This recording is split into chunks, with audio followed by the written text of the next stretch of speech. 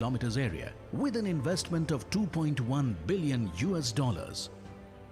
The prognosticated CBM resource of the country at present stands at 2,600 BCM, and till year 2020, CBM production in the country has risen to the level of 642 MMSCM. At present, 8 CBM blocks are active.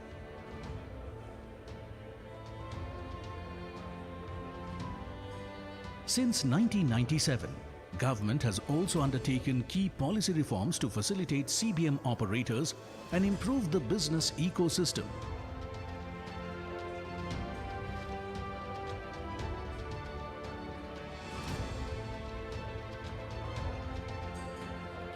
Enthused by this new policy ecosystem, Government of India has launched Special CBM Bid Round 2021 under the HELP policy framework.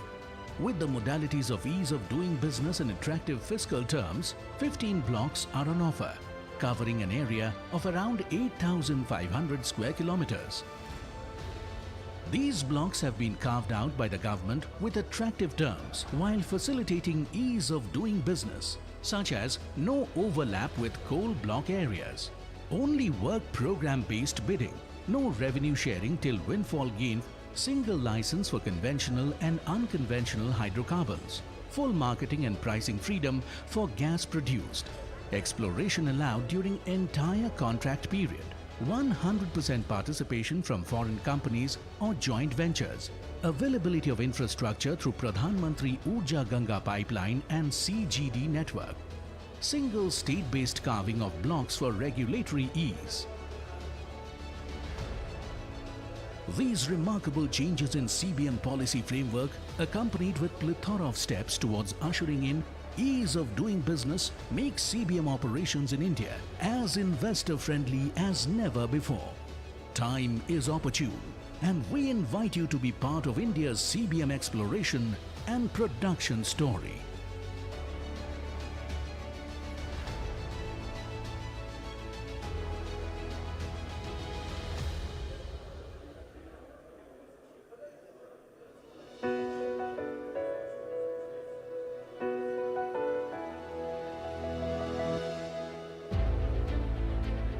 The Indian government has been modifying regulatory frameworks periodically to prioritize domestic oil and gas production and to fully acknowledge India's hydrocarbon potential.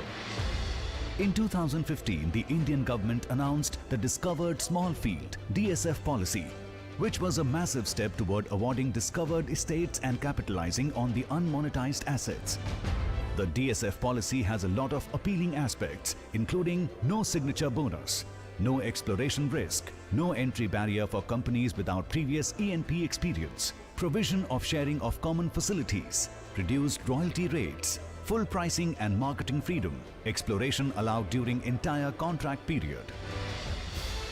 DSF rounds 1 and 2 saw investment commitments of around $1.8 billion and provided an opportunity for 12 new players to enter the Indian E&P sector. The third round of auctions for oil and gas blocks under the Discovered Small Fields (DSF) regime has been announced. There are 32 contract areas containing 75 discoveries in this round of bidding. These exploration sites are dispersed across 9 sedimentary basins and encompass an area of 13,685 square kilometers with a total potential of 232 million tons for international competitive bidding.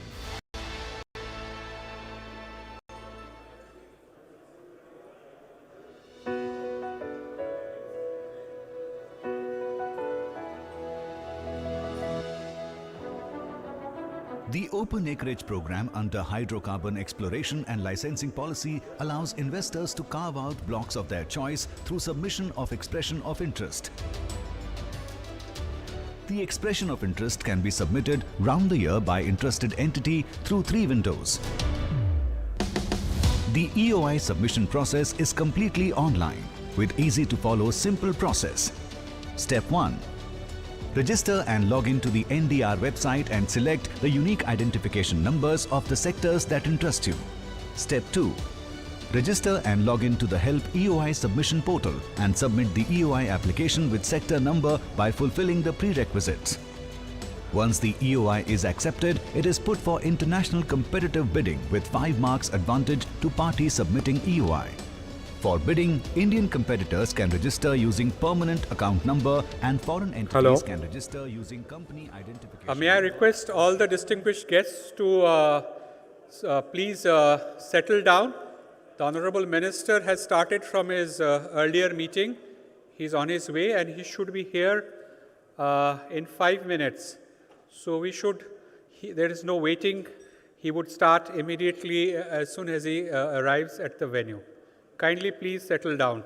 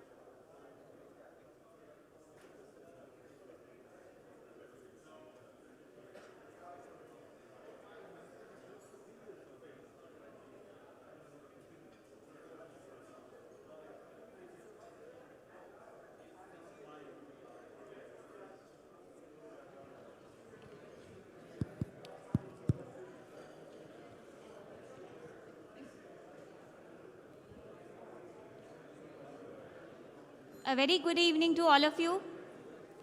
I would request all of you to please kindly take your seats as the Honorable Minister Shri Hardeep Singh Puri is arriving the venue. Any minute, please.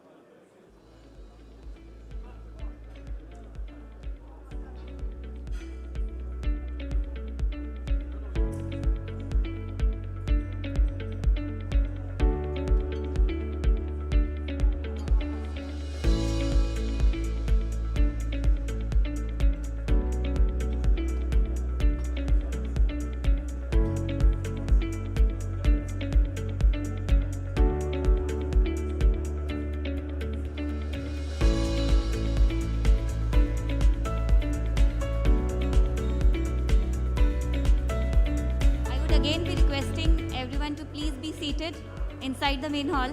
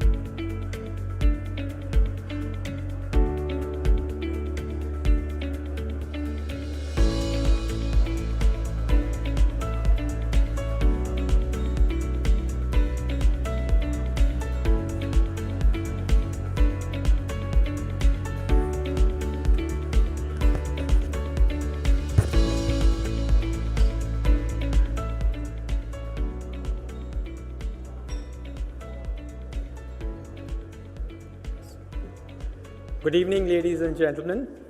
You have the Honorable Minister with us now, so I request you to take your seats. Please take your seats. I'm also calling the other dignitaries on the dais. Please join us.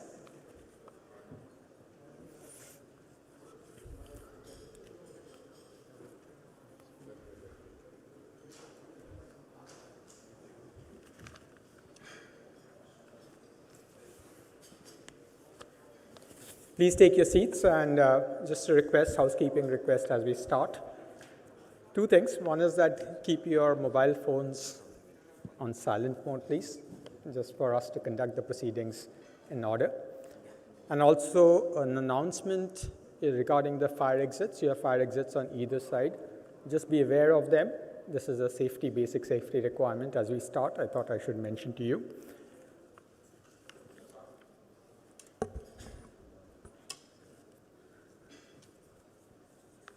Thank you again, and just as an introduction, my name is Anish De. I'll be anchoring this session this evening, and it's a pleasure to have everybody. We are really privileged to have some very senior dignitaries on the dais, led by Honorable Minister for Petroleum and Natural Gas, Government of India, and Minister for Housing and Urban Affairs, Shri Hardeep Singh Puri. We also have Ambassador Pawan Kapoor, India's ambassador to the UAE, Shri Amarnath, Additional Secretary Exploration at the Petroleum Ministry, Government of India, Ambassador Carlos Pascual from IHS Markit. He has been the US ambassador to Mexico and Ukraine. I'll make his further introduction as we go along. And also Shri Subhash Kumar, CMD of ONGC. So we're indeed privileged to have them, just like we are privileged to have you over here on this evening, senior members from the industry. So as we start this event, and we'll quickly go to the proceedings, but as we start, you know the context, but let me just tell you, what is going to be the focus. And we are going to focus on investment opportunities in India's upstream sector, and go into a fair amount of detail about what you can expect. But as we start broadly, India has been growing and is going to grow for the foreseeable future, both in economic terms and in terms of specifically the energy economy, where we are seeing tremendous amount of buoyancy. And even as the country decarbonizes quite fast, and India has made some very serious commitments at COP26 as well, there's going to be still the requirement of oil and gas in that growing context. And given that India imports most of its oil and very substantial part of its gas, this is why it presents a long duration investment opportunity at scale, which investors and also the entire ecosystem can avail of. The second point which is important to note is that India has been changing, and especially in the last 7 years, we have seen tremendous amount of liberalization and enhancement of ease of doing business, and that process is going to continue. So that's what we are going to focus on as we go into the further details of this. So again, welcome again to this evening, and as we start, what we're going to do is see a glimpse of how India has been moving ahead through this short video. May we have the video, please?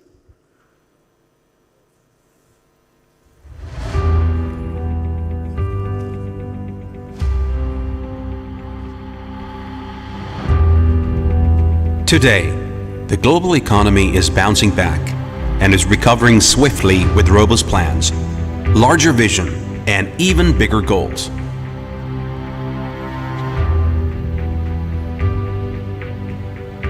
This ambitious path towards the glory means a steep rise in the consumption of energy. The surging demand for energy can only be met with a balanced mix of both renewable and non-renewable sources. While the trend is shifting towards increasing the renewable share, oil and gas will continue to be the mainstay for the entire energy sector. Being a signatory to the Paris Agreement on climate change, India is committed to increase share of clean fuels in its energy basket, and natural gas will be playing a pivotal role. With the current GDP growth at 9.5%, India is poised to become the third largest economy of the world by 2030. Its energy demand is all set to grow 3 times as compared to the entire world. This fast-paced economic growth, booming energy demand, and other promising factors to make India an ideal destination for investment. The key global oil and gas majors have already started investing across oil and gas value chain in India, and many other multiple international cooperation agreements in place are in the area of E&P sector. Government of India has been continuously working and is determined to cater the increasing energy demand of the country. A series of policy reforms in oil and gas sector have been introduced to accelerate exploratory efforts and enhance domestic production. Concerted efforts have been made by the government aligning with the motto of ease of doing business and the dawn of revenue sharing regime through hydrocarbon exploration and licensing policy marks a paradigm shift in the E&P landscape. Not only regulatory processes have been streamlined, the contractual submissions are through self-certification, and investors are at freedom to make investment decisions of their choice. To rapidly monetize the discovered resources in the country, the Discovered Small Field Policy was launched with facilitated entry of new entrants in the E&P sector. With consecutive successes in 2 bid rounds, the third round of Discovered Small Field offer lucrative investment opportunities. Government of India has also launched a special coal bed methane bid round under HELP framework to boost the domestic gas production and give a fillip to the gas infrastructure in the country.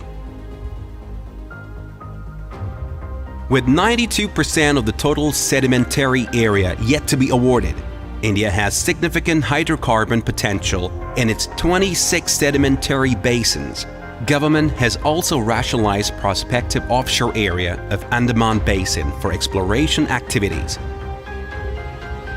Along with the policy reforms, geoscientific data initiatives like National Data Repository, National Seismic Program, and the Hydrocarbon Resource Reassessment are a testament to the government's determination to make quality data available and accessible to industry players, universities, and other R&D institutions.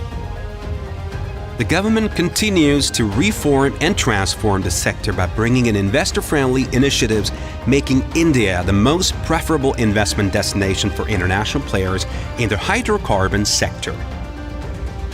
With the visionary leadership, young skilled workforce, rising energy demand, abundant natural resources, growth-oriented policies, positive business environment, a robust legal framework, and a progressive democracy, India offers opportunities like no other.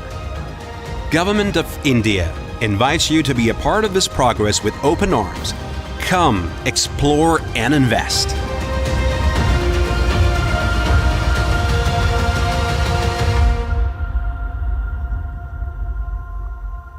So that's the story till now and the story that is to come. So it gives you a real glimpse. Now to take this forward and welcome you all and talk about the partnership of UAE and India, may I now request Ambassador Pawan Kapoor to make his welcome address.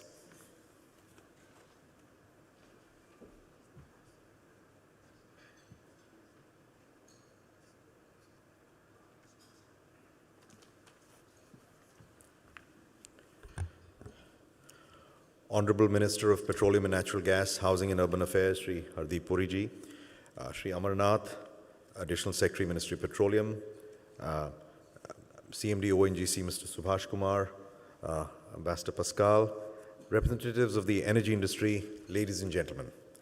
It is indeed a great privilege for me to welcome you all to this roadshow organized today by the Directorate General of Hydrocarbons, focused on the exploration and production sector. Energy cooperation between India and UAE in recent years has become an important factor in powering India's growth as a major emerging market and as one of the fastest growing economies. The UAE accounts for 8% of India's oil imports and is India's fourth largest crude oil supplier. With the rapid rise of India as the world's third largest energy consumer, it is estimated that we need more than $300 billion in investment by 2030 in the country's oil and gas sector. This will not only enable us to meet the rising demand, but will also offer lucrative opportunities for global energy investors in the world's biggest democracy. The UAE remains at the forefront of the energy partnership, and both countries are well placed to gain from India's growth. In recent years, the UAE, through its Abu Dhabi National Oil Company ADNOC, has emerged as one of India's most reliable strategic energy partners, including through its important role in setting up our strategic petroleum reserves. The India-UAE hydrocarbon linkages have been strengthened through the award to a consortium of Indian companies of a 10% participating interest in Abu Dhabi's offshore Lower Zakum concession and a 100% stake in the Abu Dhabi onshore Block 1 exploration concession, which started operations on its exploration and appraisal wells a year ago in November 2020. India and UAE also realize that while development needs of our people cannot be compromised, there is an urgent need to move towards a low-carbon future. As our countries collectively navigate the global energy transition, they are at the forefront of efforts towards the wider adoption of renewable sources of energy and are also exploring opportunities to collaborate in the hydrogen economy. Ladies and gentlemen, the world is slowly recovering from the COVID-19 pandemic, and there is a renewed focus on India's potential to be a major engine of growth that can aid global economic recovery. Hence, the investment opportunities in India's energy sector will be significant, and you saw a glimpse of that in the film just shown to you. And you will hear more about these opportunities from the next speakers, including, of course, the Honorable Minister's keynote address. I want to thank you all for your presence here, especially, of course, Minister Puri, whose participation here in person means a lot and is a reflection of the importance assigned by him to India-UAE relations. Thank you very much.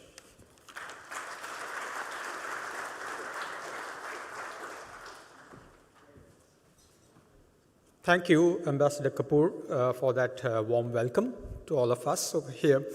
Now, I'm going to request Ambassador Pascal to come over. Just as an introduction, as I mentioned, he has been U.S. Ambassador to Mexico and Ukraine.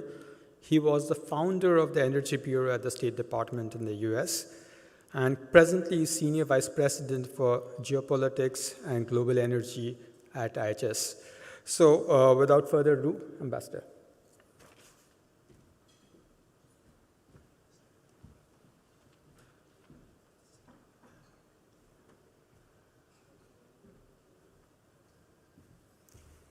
Thank you very much, Anish. Mr. Minister, it is a real honor to be here on the stage. It's also a symbol, your presence here, because you have indicated how interconnected India is economically, on energy issues, on political issues, and how important a force you are globally. The fact that all of you are here is reflective of something which is quite critical. A recognition of the first point that I would like to leave all of you with. We are at an inflection point in the world on the future of energy, on the future of sustainability. And there will be 3 countries that will fundamentally determine this and shape it for the future. One is India, one is the United States, and one is China. And the role that India will play in the future is not only critical for the Indian people, it will be fundamental to what happens in the balance of power and competition and economic leadership for the future. It's fascinating to take into account the changes that have happened over the past year. Today, 90% of the world's emissions, 90% of global GDP are in countries that have committed to net zero emissions, and India is one of those. And what it tells us is that this process of change is irreversible, that we are going to live in a world where in the 21st century that has redefined the concept of sustainability. And so we have to ask ourselves, what does it mean to be a leader, to compete, not in the world that we knew, but in the world that has redefined sustainability around the concept of net zero emissions? It will take time. There will be a transition. And yes, there is a reality which was just outlined to us by the ambassador and is so critical. There will be a continuation of demand for hydrocarbons. India is proceeding apace to be able to change the way it develops those hydrocarbons, the way that it attracts partners, the way that it processes them. When I started in the State Department, the Energy Bureau in 2011, one of the first things that I did was engage in a video conference with India, and later I came many times. The change that has occurred within India in changing its system of the development of hydrocarbons, its appreciation for private incentives, the partnerships that it's created internationally are, Mr. Minister, just simply a light year from where you were 10 years ago. And that has to be appreciated and taken into account as an incentive to invest. And why invest? I don't need to tell this country the scale and size of India as a country. And the fact that there are so many people that still need access to energy, and where particularly natural gas is going to be a fundamental transformative tool going into the future. The importance of doing all of this, the progress on energy access, on energy prosperity in a sustainable way, all of these partners on the panel will elaborate further. I will just put it in a global perspective. We are in a world at this time where we need innovation. Politicians have had a difficult time coming to an understanding of a path forward. The minister will reinforce from COP26 the measures that had to be taken by India and by others to reinforce the right of developing countries to be able to have investments in energy that bring access to the population. But here we have, from a private sector perspective, your perspective on investing. The potential for a country that is going to be one of the dominant players, one of the three dominant players in changing the future. The reality that leadership is going to be based on how you operate in this new world of sustainability and energy access. The opportunity to operate in an environment where you can innovate, bring new technology, and allow it to be a leaping point beyond the constraints of politics. And with all of these things, it will continue the transformation of India, and it will continue the transformation of the world. And that is a serious opportunity. So thank you very much for allowing me to join all of you, and I wish you all the best and a very lovely evening. Thank you.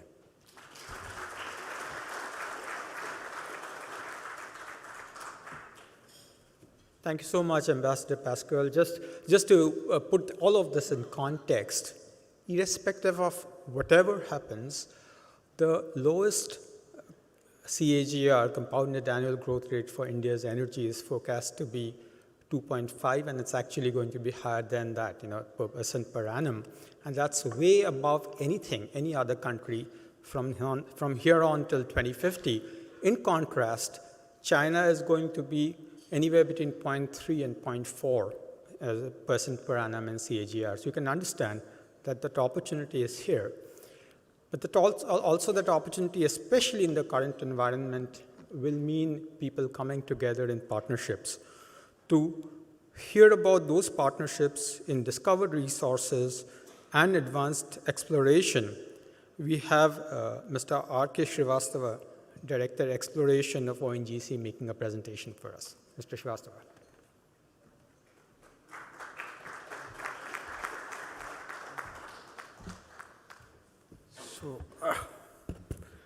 Thank you, Anish. Honorable Minister MOPNG and Minister of Housing and Urban Affairs, Additional Secretary Mr. Amarnathji, Ambassador Mr. Pawan Kapoor, Ambassador Mr. Puskal, CMD ONGC Subhash Kumarji, distinguished guests from industry and domain experts, and ladies and gentlemen, the title as is visible here is Partnership in Discovered Resources and Advanced Exploration. So these partnership issues have been propelled with the current conditions, with the environmental considerations, and in order to address and move synergetically to address the demand to the populace as well as environmental consideration. So my presentation would be talking about the key drivers which are going to be important for partnership, and in reference to the global or industry expert, it would be answering two questions. Number one, why somebody should be interested? Second one, what is the value proposition for them? And what makes it conducive to them, wherein the global similarities are there, where the global experts have been putting their money in discovering the fields or in mature basins, and what are those key elements which are appearing similar for their participation in India. Then I would be covering about the opportunity basket, and if we put it broadly, there are two elements to it. One is the discovered resources, another is yet to find resources. And all these is going to be solved through right and appropriate technology intervention with advanced exploration in speeding the process and getting the value on the table in a faster period of time. So just to begin with, a very, very brief intro. ONGC is a national oil and company, credited to have been discovered with 7 out of 8 producing basins, established in place to the tune of 10 billion tons of in-place volumes, and produced so far 2 billion tons. And if you convert it simply into millions of barrels, it is about 15,000 million barrels of production that has already been realized. And this is just a part of the discovered resources. Now this Anish has already covered, yes, India's energy demand is going to the tune of 3 to 4%. This is another scenario, whereas the global average for that is moving at a pace of 1% CAGR. Now this is just to emphasize on that. The first picture on the topmost corner signifies 3 things to me. Number one, it is the population growth which is there in Indian context. The lower graph, I'm afraid, is not very visible from there, but from the current level, the population is definitely increasing and is going up to 158 crores during 40-45 period of time. Second thing that it signifies is the energy demand by this population is on 2 counts. Number 1 count is just the growth, which is propelling the demand. Second one is upward mobile population from the current level of consumption, that consumption level is going to increase. So this is the second element of that. And the third thing which you see on the picture is, it is an electrical vehicle. And this electrical demand, which has been ferrying the population for quite some time, for quite some decades, is also signifying that both of these are going to be together in an Indian context. The right-hand side figure is simply indicating the current level of 30% of oil and gas contribution to the energy mix. It is going to be increased to the level of 38% by 2040, 2045. So this is going to be there. This is one key driver. Second thing is, Besides this, a positively oriented government policies and operating fiscal regime, this is another driver for entry at this moment of time in India. In this context, in today, many of policies for making the business easier, supported by government initiatives, are already there, and we are also moving on to a single window clearance system for facilitating the exploration and development processes at a faster pace. Now, this is another one. This is with reference to the ONGC.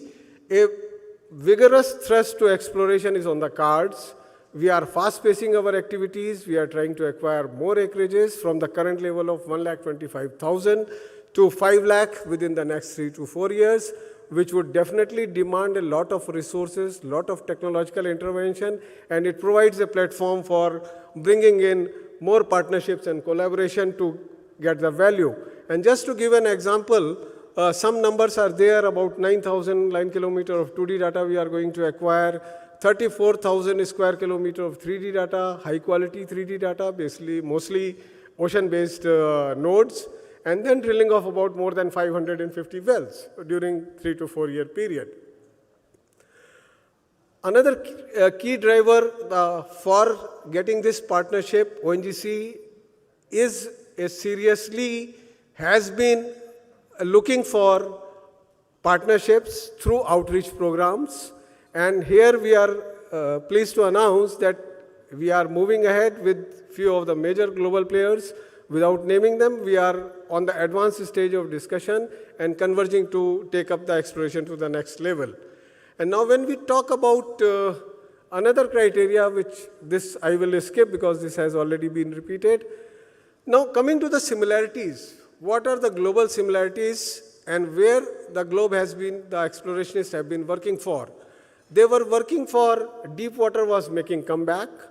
All these were predicted some 10 years back, the exploration trends in the global context, with a view to accrete more than 1 trillion barrel of oil equivalent within a few years. So the key elements were there. Deep water was coming back. People were working for re-exploration in matured basins. So this re-exploration part is much more similar. It gives a more value. Most of the prognosticated resources are in category 1 basins. And secondly, on the side of technology, what the globe was working was trying to strive for a very clear subsurface image.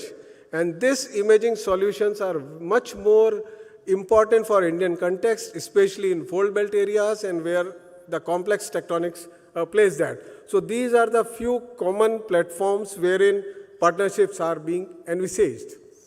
If we look at these global similarities again as a key driver, for the last 10 years, during the last decades, even though the discovery size in the global context in the mature basin was low, but the outgo of the exploration capex was most towards the mature basin, about 70 to 75%.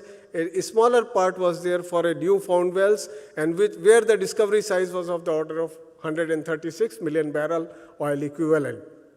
Second graph is only depiction of how the deep water is coming back. And in Indian context, large unexplored areas in deeper water with clear prospectivity are there, which we can target for realization. And this is just to put an opportunity basket in simple, which I said, discovered, YTF, and the technology, they are going to be the key driver. And let me put it across that all these elements are of various complexities, offer various kind of challenges which require definitive intellectual input besides the technological intervention. So it is there to fed appetite of each and every player, and all those variable things would be available as far as the basins are concerned. And this is just to put into the discovered resources into two baskets. Number one is where the discovered producing properties are already there, and a mere 10% increase in recovery through AI-based recovery solutions is going to realize a value more than 300 MMT of oil equivalent. as a very, very preliminary estimates. And in these areas, ONGC has already screened all those reservoirs and have identified 53 reservoirs wherein what kind of EOR ONGC is contemplating. And these are also open, the reports are submitted, pilots are being introduced, and in certain cases already we have moved to a development areas in certain cases. Second basket of discovered resources is, which we call them HPHT and tight reservoirs. And this potential, established potential, is to the tune of already 500 million ton of oil equivalent. Here also, the basic technological intervention that is required is characterization of these reserves, identifying those sweet spots, improving the imaging, and then there is the value on the table to the tune of more than 600 million tons of oil equivalent. This is just to give an example of HPHT. So this is where the portfolio is, and I will also show this is just the numbers what the ONGC has drilled and where it has drilled. All those details will be available for discussion. This is just one example. So most of the HPHT reservoir, they offer definite challenges in terms of not only equipments, it tests the limit of those equipments, the drilling fluids, the completion fluids, and all other things. Besides that, just to give an example of one field over here, which is the reservoirs are occurring at the depth of around 4,000 meters to 4,500 meters. Permeabilities are low, porosities are low, required pressure for handling is more than 11,000 psi, and the temperature in the reservoir is more than 390 degrees Fahrenheit. So this is the kind of challenging area wherein the technological interventions are going to solve the problem, which we believe people are already working in that, and this is what we seek. Now, I will just quickly go through. I will not be showing each and every example. This is just one example of category 1 where the producing basins are there. What are the additional value available there in that category 1 basin, which are being discussed with global majors, which I said, and they have been moving on to this convergence. This is one play which we call as a progradational carbonate sequences, and this is something which is of interest to everybody. This is another one, discovery of biogenic for the first time in Western Offshore Basin. So this opens up another area for another play realization, and which we believe would be prominently where the sedimentation rates have been higher, and Kerala Konkan Basin definitely, I believe, would be another area where we would be acquiring more than 10,000 square kilometers in the current round. This is the oldest basin where the ONGC discovered the first oil. This is in Gujarat. This is the Cambay rifted basins. Here the primary plays have been Eocene, and now we are going to move to deeper plays. So I will just pass it on. Numerous opportunities in category 1 basin, producing basins, and these are some of the category 2 basins which are on the verge of consolidation. And the two discoveries which I bring to discussion on the table for participation is Hatta discovery in a Vindhyan Proterozoic basin, and another one is recently which has been put on production is in Bengal basin, and the third one which is almost on the verge of development, which had been hindered, the development was hindered because of the gas pricing and other issues. Right now in a conducive environment, which we believe this is going to be the first one, and this is opening a Mesozoic play within the category 2 basins. And another one, Hatta, there are global similarities, global analogs. The purpose of showing these global analogs is those experts who have been working hands-on in these basins for last few years, they are invited for a technical collaboration, technical discussion, so that we can crack and move on to faster proper value realization. So this is another one, category 2. And this deep water which was discussed, deep water is tremendous potential, lot of data is already available, and few of the discoveries, Andaman has already been shown, and Andaman is going to be another major game changer. This is a discovery which we are pursuing. The appraisal is going on. This is just south of our prime project, KG98/2. Appraisal has been done. 2 wells have proved the concept in terms of appraisal wells. Additional opportunities in East Coast, these are available there. And additionally, this is on Western Offshore continental margin. And this, just to say, come back to category 3 basins. There are 14 of them with large area of about 47%. And here they offer variety of tectonic settings, variety of evolutionary processes. And this table lists some of these basins which have a analogous similarity where the people have been working in world, and these two red dots represent the first priority list which has been identified. Say for example, one which I said, Vindhyan Basin or Kadapa, where we are going to work, this is equivalent to many global basins. Just to give an example, first one is Lena-Anabar Basin in Russia, and this is equivalent to Bhima-Kaladigi and Kadapa Basin. Second one is Andaman Basin, Anabar, this I'm not able to read, but this is from the Australia, and this is equivalent to Kadapa, where we are moving on. Third one is Cooper Basin, Australia, which is equivalent to South Damodar River. So just we will finish it. So these are the kind of opportunities which are available in category 3, and this is a full spectrum of technological intervention in all the technology domains like A, P, I, and D. So this is providing another area of partnership, and ONGC is serious. It has published specific UIs, and it is on the verge of publishing another UI, volcanic basin margin. Already few companies have participated. So just to conclude, through the process, how we are looking for, it could be through joint bidding, it could be through farm out. This is as a technology partnership with global players. And with this, I conclude my presentation. Thank you for patient hearing. Thank you.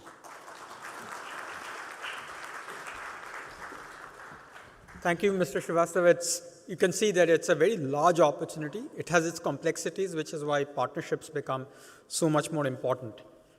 What I also mentioned earlier is that the regime has been significantly liberalized, and as a consequence of that, we have different kinds of opportunities available with the minimum amount of, red tape, if I may call so. But to talk about all of that, may I now request Additional Secretary Exploration at the Ministry, Shri Amarnath, please.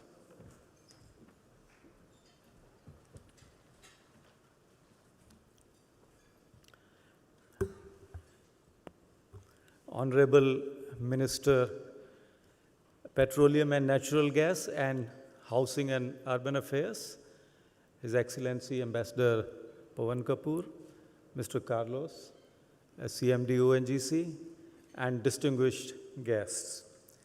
I will briefly summarize about the policy initiatives and opportunities which are available. You need not go through the entire presentation. This presentation is available on the DGH website, and if you leave your email, we will email to you also. This is the first slide, and this is very important, that we are talking of the decarbonization. But if you see that decarbonization and transition is not a point, it's not an event, it's a process, and which is going to take time. And oil and gas is an energy resource which India will need. If you see the data which is taken from the BP statistics, the oil in rest of the world, it is going to decrease. Almost 50% decline is there. But in India, it will increase. And if you see in the context of India's oil imports, we import almost 85%. So the opportunity for domestic production will remain for next 20 years. So any investor who has decarbonization in mind must be very clear that India's internal domestic production will be required to meet its energy needs. And in terms of the gas, it is going to increase substantially. So the transition to newer forms of energy and carbon-free energy will be through the oil and gas uses in India. So that must be absolutely clear to any investor. Now, this is just a explains that how the policy route has taken place in India and how we have moved. I'll just highlight only 2 slides in this, that the flagship program of the government to award acreages is the hydrocarbon exploration licensing policy. This has completely transformed the paradigm shift from the earlier production sharing contract regime, and this HELP regime is open acreage licensing. Anybody, anytime can decide the exploration which they want to bid, and we basically put that for the bidding process. The second thing I would like to highlight on this is that we introduced the HELP policy in 2016. In 2019, we brought another set of significant reforms, and the most important highlight of that is that in category 2 and 3 basins, which constitute more than 50% of the area of the country, you don't have to share any revenue with the government except very low rates of royalty. Now, this needs to be seen in the context of the reports or discussion which you might hear that the fiscal burden of India is high. No, if you see the policies, that large number of areas do not require any revenue payment with the government.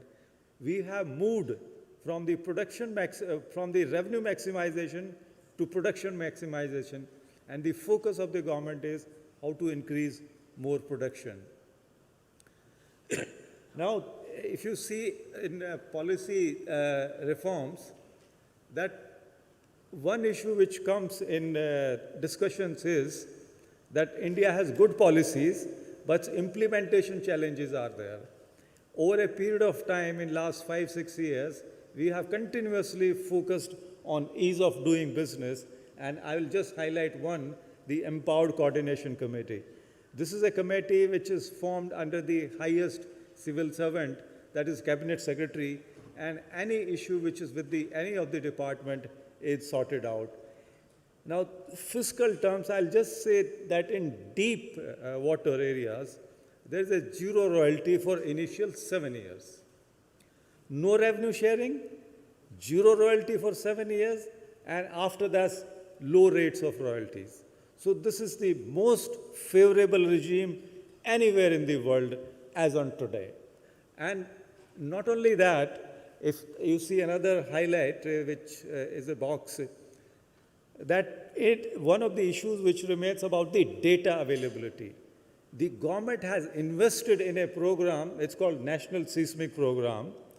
Data has been acquired at the funds funded by the budget, and this data is being put into the National Data Repository.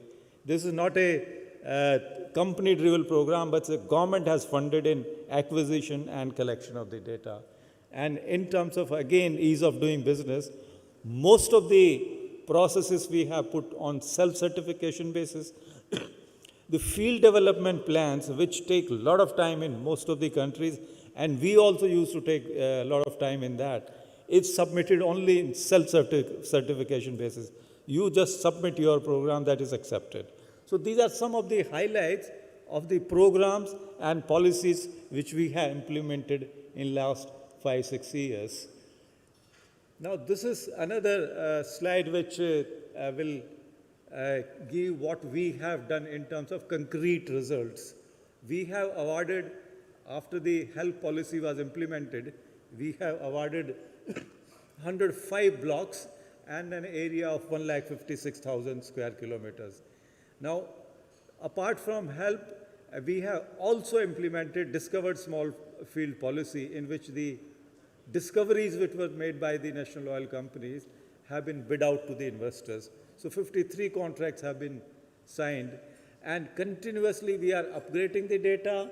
The policies which relate to enhanced recovery, they are being implemented. And as ONGC director just explained, that production sharing contracts are being brought by them. Now, this is indicates how easy access is to various kinds of opportunities, whether it is OLP or DSF or the joint venture opportunities with the ONGC. Now, this is one slide I would request you to just pay attention to that.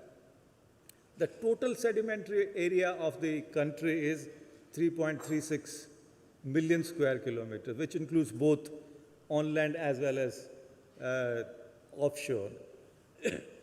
Out of this area, which we have made an assessment, the prognostic reserves are about 42 billion metric ton of oil equivalent, out of which we have identified only 25 billion. And from 25, discovery is only 12.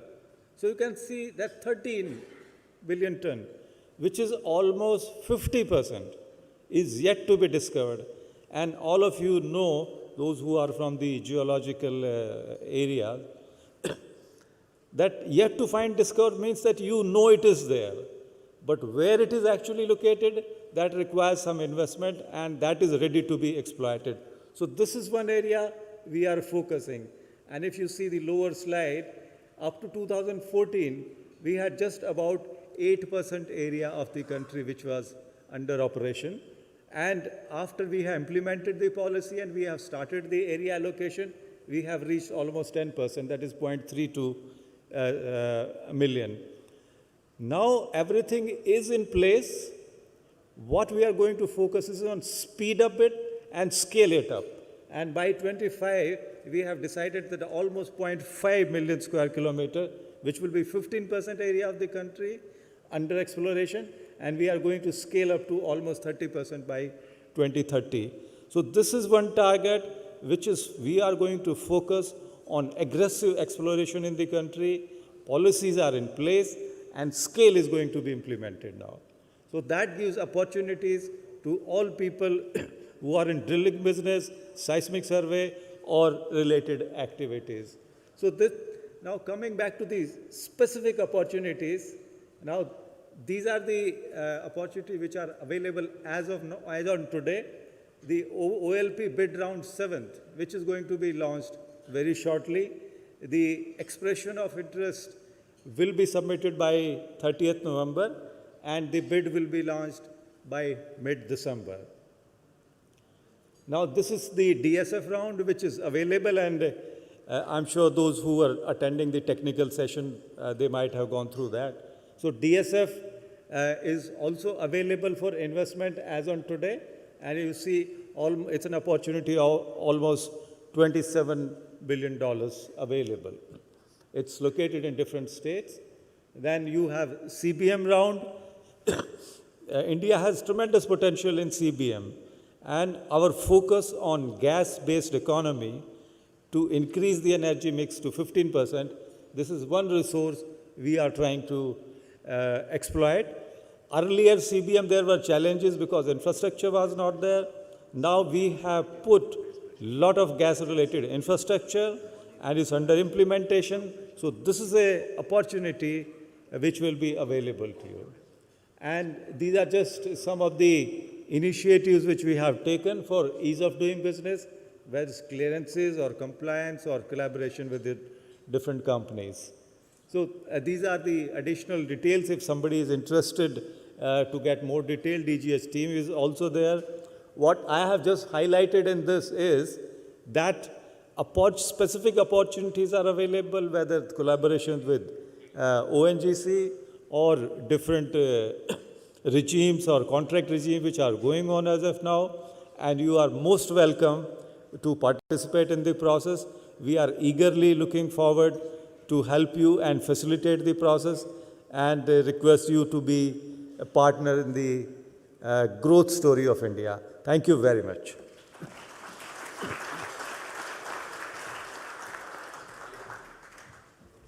Thank you, Mr. Amarnath, and all of you saw how the scope and scale of the opportunity has changed. We in this hall, a few years ago, we have done that with limited roadshow with limited offerings. You can see how many are there, 4 different types of offerings, apart from what ONGC spoke about. Now, India's energy challenges, the needs are large, the challenges are correspondingly large, and that requires a vision to take the whole sector forward. To share his vision of India's energy sector and the advice to investors, may I now request Shri Hardeep Singh Puri, Honorable Minister for Petroleum and Natural Gas and Minister for Housing and Urban Affairs, to make his keynote address. Sir.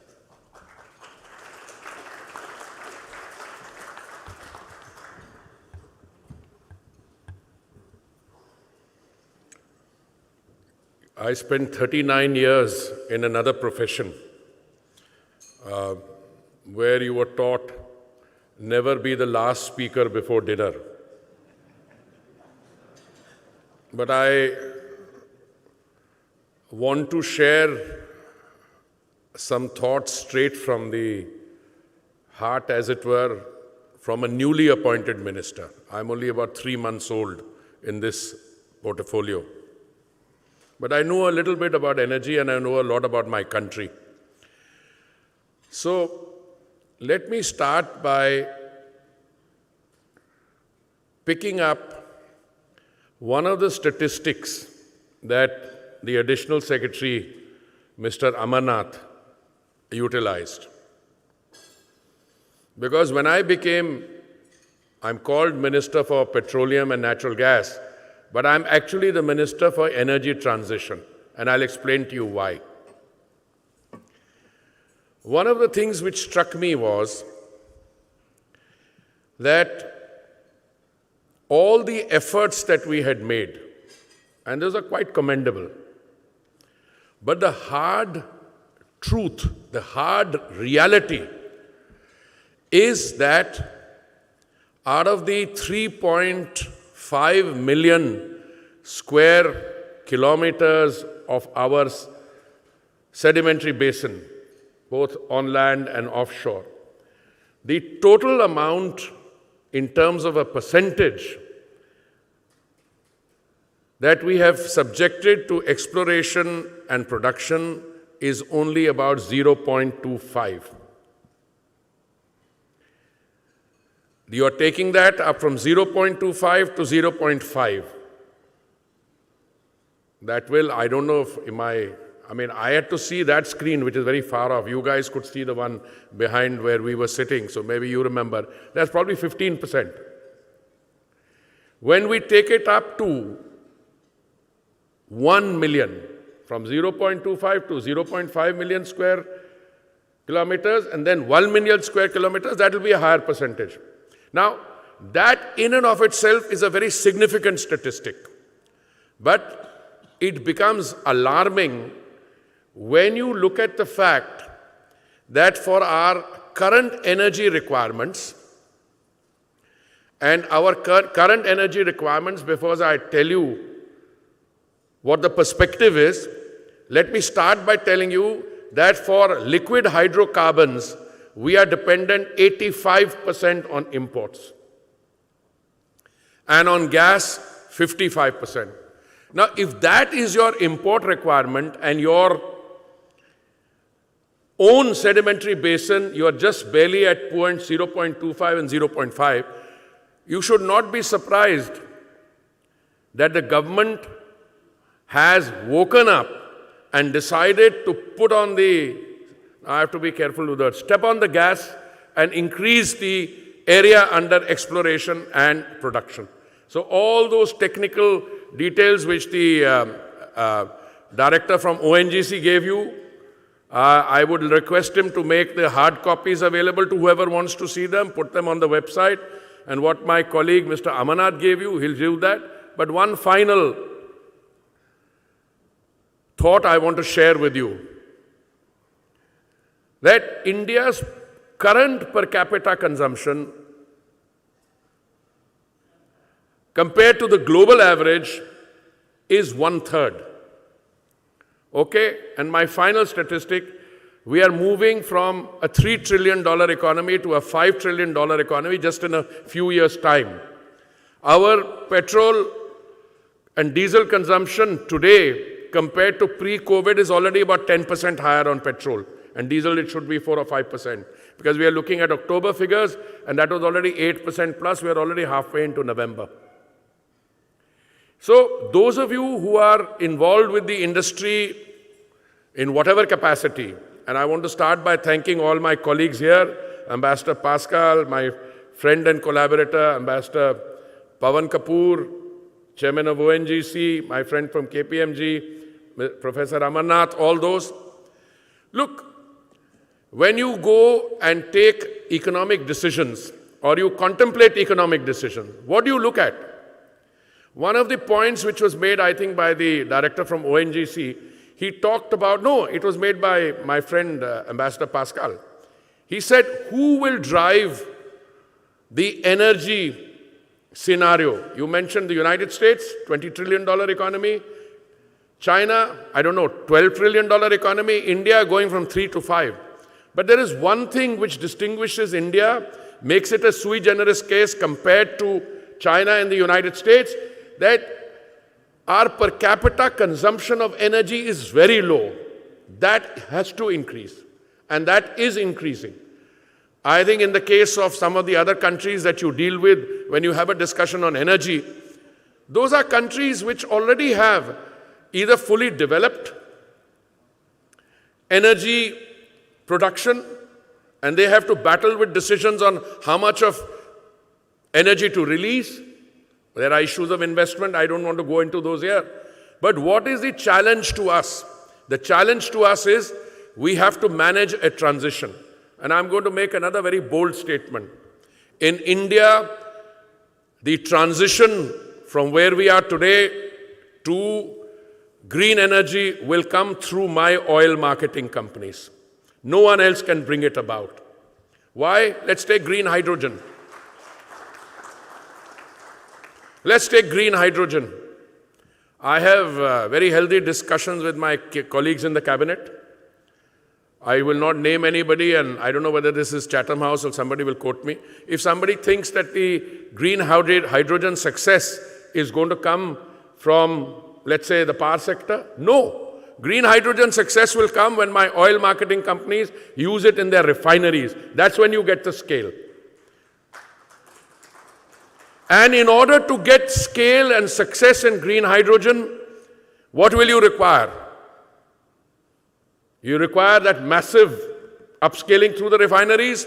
You also need power to be made available at a particular price, and then you need to split the, what is it called? An electrolyzer. Okay. Now, to me, now I don't know which one of you works for research centers. It's all very easy to make statements. Now immediately we will, switch off the tap. We will only have green energy.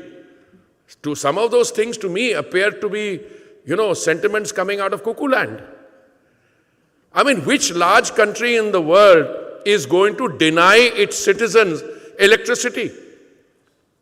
Now, what you have to do is you have to transform and take it from your traditional fossil fuels into green energy. How will you do it? You will do it by making commitments. And I'm a very proud Indian. I've been a multilateral diplomat. I've served as ambassador, both as permanent representative to the UN in Geneva and New York. When India makes a statement, India means the statement. When my present Prime Minister changed our approach to climate-related issues at Paris, he made a bold statement, and after that we have walked the talk. If any country has delivered on its Paris commitment, India is certainly one of them. And I must say there are not too many others. So when my Prime Minister went to Glasgow, and I know there are diversions, people are trying to tell me that the word, what is it called? Phase out has this meaning, phase down has another meaning. I keep asking people who come to meet me, I said, are you a native speaker of the English language? Some of them say no, but I know their English is very good. So I said, if you were to put a timeline on which is out and which is down, I get very strange answers. Look, the fact of the matter is, we have to leave those fossil fuels behind us. We have to transition from where we are today to where we are going in terms of green energy. But how will you do it? The only way you can do it is to set yourself a target and then manage the transition. And how will you manage the transition? You will decide that progressively we will go much further on renewables.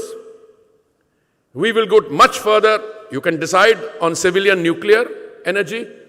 We will go much further, by way of an example, on biofuels. And India is doing that.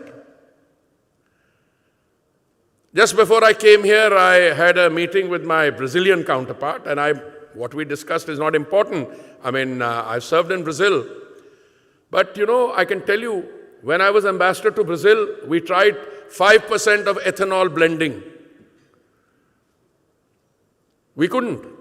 In 2014, when the Prime Minister assumed office, our use of blending of ethanol made from sugar was less than 1%. Today, ladies and gentlemen, we're doing 8.5%.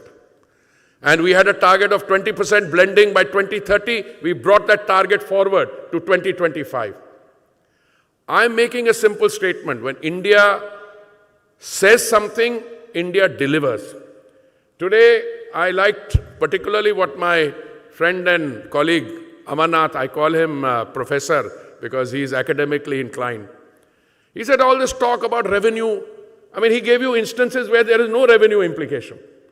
But I am telling you something more. I'm making a policy statement. We have decided to step on the E&P in a big way. This roadshow is intended to drive that message home. If you need more, come and tell us. But we want your participation. That is the issue.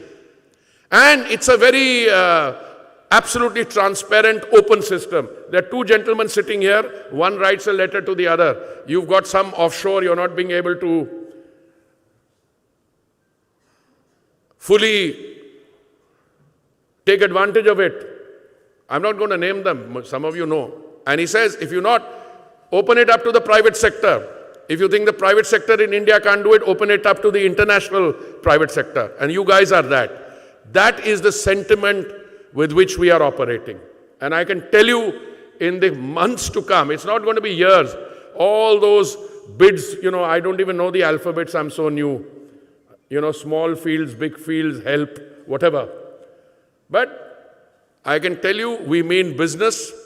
Therefore, when I see a gathering like this, I had told myself, these presentations are becoming too long. You must confine yourself to a short, and I ended up doing the same thing. But I want to leave you with one message. And that message is, come and join with us. There are not many countries in the world which will give you these opportunities, because I think some of the other markets are saturated, both in terms of commitments they've made, in terms of projects that they've undertaken. This is a country with 33.5 million square kilometers of sedimentary basin, out of which only 0.2 million has been, worked. And we're taking that up. And therein is not only a great opportunity, economic opportunity, for which we invite you to partner us, but that is also the route for the transition to green energy. And that is how I will get there. Thank you very much, and please enjoy the rest of the evening. Thank you.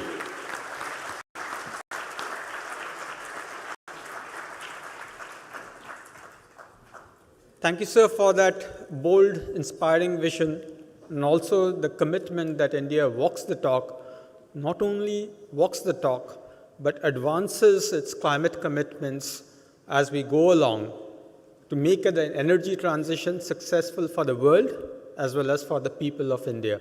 So I think that with that bold vision, we will go a little forward. We won't let you be the last speaker between dinner and us. So what I'm going to do is just ask the rest of the others on the dais one simple question as we close.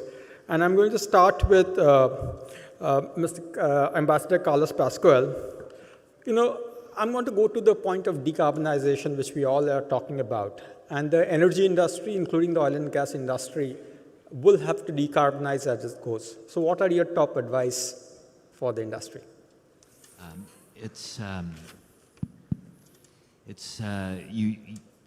As the minister said, you don't want to be the last speaker right before dinner, but you also don't want to follow Minister Puri. After that dramatic performance, it really does set a stage for a fundamental direction forward and the opportunity in India. On the issue of decarbonization, look at it this way. In order to be able to decarbonize, you have to first deal with a world that is producing carbon, and you have to do it in a way that still meets the demand that's necessary in your country and in the world. And who is going to be responsible for producing those hydrocarbons? It is going to be the oil and gas sector.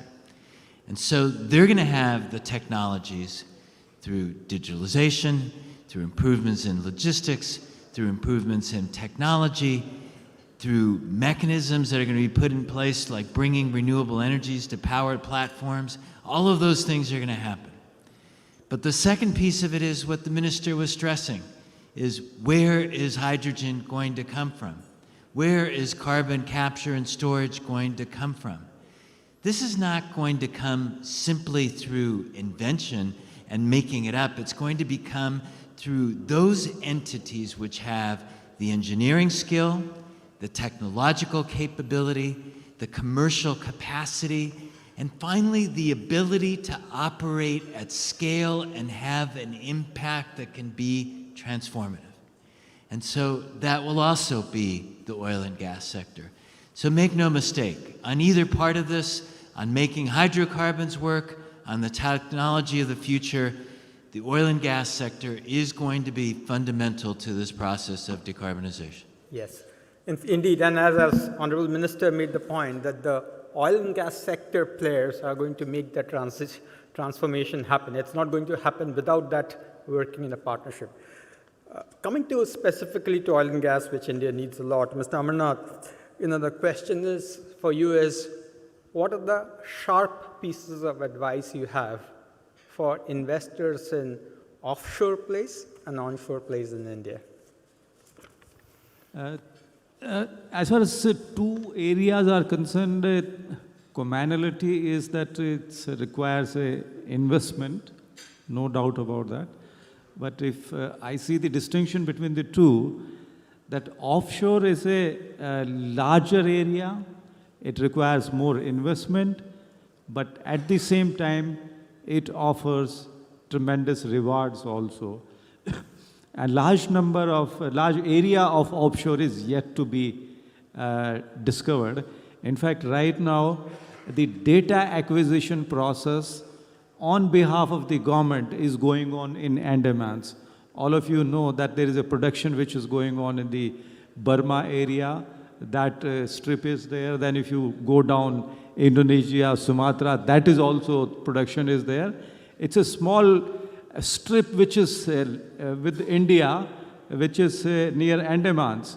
So that is, we feel, that is a tremendous potential, and we are making investment in data acquisition. So this is one area which we are highly hopeful. Kaveri Basin is there. That is also tremendously, there is an opportunity there. So these are the area you have high rewards, but you need investment also. And we are on right track to exploit that. As far as on land is concerned, on land, different kinds of acreages are there. It's there for the small players also, medium players also, but it requires technology at certain places. For example, in Bengal, I would like to share one information that the 10 wells were drilled in Bengal in 1957. And out of those 10 wells, 5 were hydrocarbon bearings. Gas was there. But somehow it could not be exploited. Now we are again going back, oil production has started. Madhya Pradesh, Vindhyan Basin is there, which nobody believes that oil and gas could be there. There is a gas there, but it requires a different technology. Now it is India which will offer the chances for developing, scaling up the technology. These may not be available in the rest of the world. They may not be interested. But in India, we will have opportunities. So I feel that these are the two specific pieces which I can think of immediately. Thank you. Thank you, Mr. Amarnath. Ambassador Kapoor, to you, how can the strategic partnership in energy between UAE and India be further deepened? Thanks very much. Well, you've already heard me say that, we've got pretty good investments here in the UAE. You've just heard today the tremendous opportunities there in the E&P sector in India. And I think given the wonderful sovereign wealth funds you have here in the UAE, who are always looking for exciting opportunities, I'm sure they will look at these opportunities very carefully. I think I mentioned some basic statistics about the importance of UAE for India in terms of crude oil. We've had instances where they've been helping us a lot with LPG when required. I think the Honorable Minister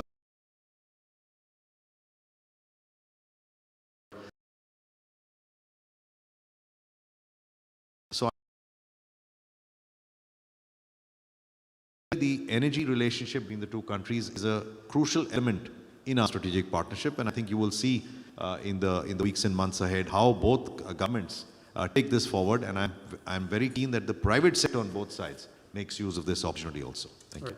Thank you. As chairman of ONGC, what is that ONGC is looking to do to really scale up upstream production, actually? Yeah, thanks, Anish. I think I will be brief because after a very detailed presentation by my colleague, so I think things we are intending to do is, one, it's increase in exploration acreage. Second is we are trying to get out of smaller fields, and we are bidding the small 43 fields. Then we are going into production enhancement contract model for slightly larger fields. Mr. Srivastava also covered huge potential in HPHT areas. I believe that's in excess of anywhere in between 300 to 500 million metric tons. And then, we are trying to look for alliances because we do believe that a lot needs to be done in the remaining 18 exploration basins where we need to establish production. And there we are doing a lot of work. We are analyzing, we are looking at globally successful analogous basins and the parties who have got success there. And we are trying to reach out to those parties on one-to-one basis. And we would be very happy to invite other investors also. And the results, the efforts are already bearing fruit, and we are in successful discussions with few of the parties for some of these areas. So I think it's not one single thing we are doing.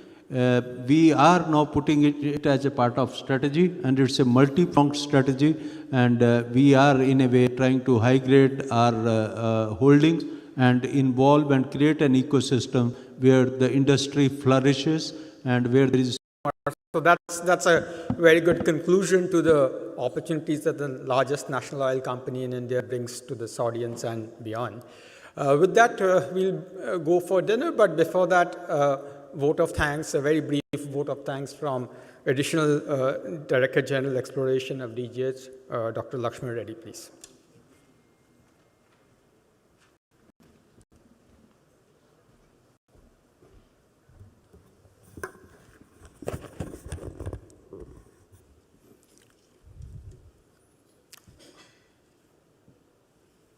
When it comes to my turn, everybody tells to be brief. I really do not know. Already Anish Day is signaling towards me. You had a long speech. Honorable Minister, Mr. Hardeep Singh Puri, and Ambassador, Mr. Pawan Kapoor, Mr. Amarnath, Additional Secretary, MOPNG, and Mr. Subhash Kumar, CMD, ONGC, and Ambassador Carlos Pascal. Good evening, everyone.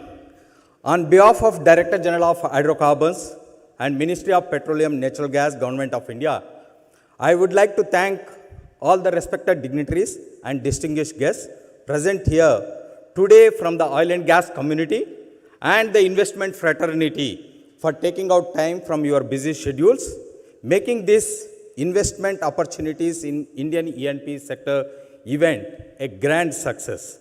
The meet today witnessed the presence of extraordinary cohort of renowned E&P industry and investment professionals to come together and discuss most pertinent subjects concerning our E&P sector. It was an absolute delight hearing all the esteemed dignitaries on the stage discussing various facets and suggesting the way forward for the India's energy security. and issues surrounding the Indian E&P sector, what enabling mechanism which is being there in place for the investment to come into the country, which will be having an insatiable appetite for the demand of the hydrocarbons. The event shall be remembered as an important milestone in setting India's vision for country's oil and gas exploration and production sector. I would like to express my profound gratitude to Mr. Hardeep Singh Puri, Honorable Minister of Petroleum and Natural Gas, Government of India, and Minister of Housing and Urban Affairs. Both are very much interlinked. You need at one place energy, and the other place energy is produced. He is spearheading various reforms and making India a favorable destination for investments in energy sector. The encouraging address about the growth potential of the sector has given one of us some interesting takeaways with conducive business ecosystem and the rich entrepreneurial culture. I see a lot of growth potential in India. As I mentioned, the India's oil and gas demand will outpace the world, where there is a decrease in the worldwide the demand for the oil and gas. I would like to take this opportunity to thank Shri Pawan Kapoor, Ambassador of India to the UAE, for his steadfast contribution to boosting India's ties across the globe, and also we are sure under his ambassadorship, India and UAE friendship will reach further higher levels. Our government is continuously improving the policy and regulatory framework for increased investment opportunities in India for all the investors. I would like to thank Mr. Amarnath, Additional Secretary, Ministry of Petroleum and Natural Gas, for driving various progressive initiatives in the E&P industry and leading them to the effective implementation. He has been a continuous source of inspiration and has motivated us all to go a step further for the enhancement of country's E&P sector and its investment ecosystem. I am fortunate to be part of these path-breaking reforms and push Indian E&P sector to unprecedented horizons under his vision. I would like to thank Mr. R.K. Srivastav, Director Exploration, and Subhash Kumar, CMD ONGC, for sharing partnership opportunities in discovered resources and advanced exploration and the opportunities available in the already discovered resources. I would also like to thank Ambassador Carlos Pascal, IHS Markit, for expressing his optimism for India's hydrocarbon sector. Finally, I am thankful to all the players in the gas sector. My earnest thanks to all the investors present here. Thank you once again. Thank you very much to make India a land of opportunity and a destination for investment. Thank you, sir.